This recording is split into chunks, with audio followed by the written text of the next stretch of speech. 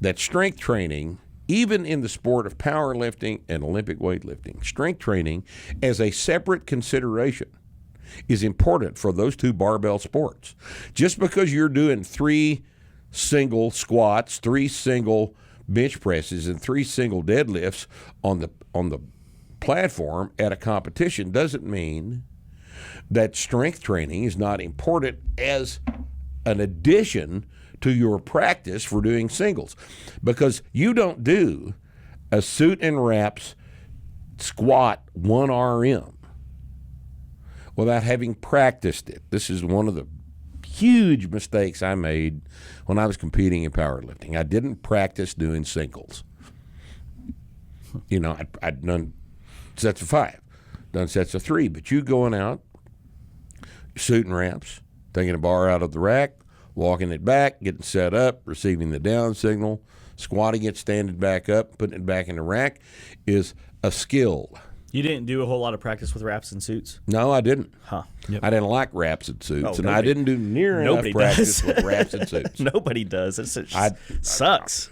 And if I you hated it, and I just didn't apply myself to that because I didn't have anybody tell me, look, you know, I was basically on my own here, and I didn't have anybody say, look, this aspect of the competition is a skill that has to be practiced, just like tennis has to be practiced. You've got to know when to do what. You've got to know what to think about. You've got to know how to focus your eyes and your mind. You've got to know what to do to make the third attempt squat go. And I had no idea. What I know now is so far in advance of what I knew back then. I had no idea. It never occurred to me where to put my eyes when I was doing a squat. Now, how fundamental a fucking mistake can you make? Yep. You know?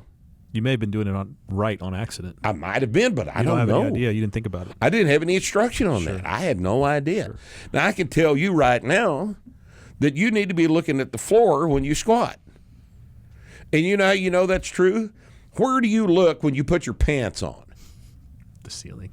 You look at the ceiling when you put your pants on, one leg at a time, I go to and have to not fall down while you put your pants on? No, you look at the floor, don't you? I go to a gymnasium with Right? a 30-foot high ceiling, and I stare at that one spot. I had a guy.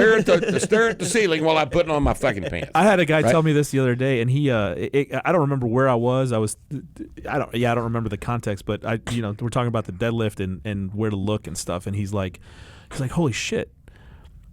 Yeah, like if I'm in my garage and I'm picking something up, I look at the floor. Yeah. It's like, oh, Yeah, whoa. you do. Isn't that crazy? You look at the floor. But all these idiots want you, Yeah, look up. look up, go up.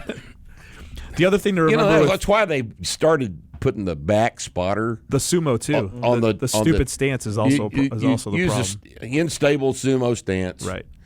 And you look up at the ceiling. Yeah, these guys are falling over backwards. backwards. They gotta lean. So the back spotter on that means that 2 people get hurt instead of 1, that's good. Yeah. They got to lean That's way clear back thinking, to lock isn't the it? bar out. Yeah.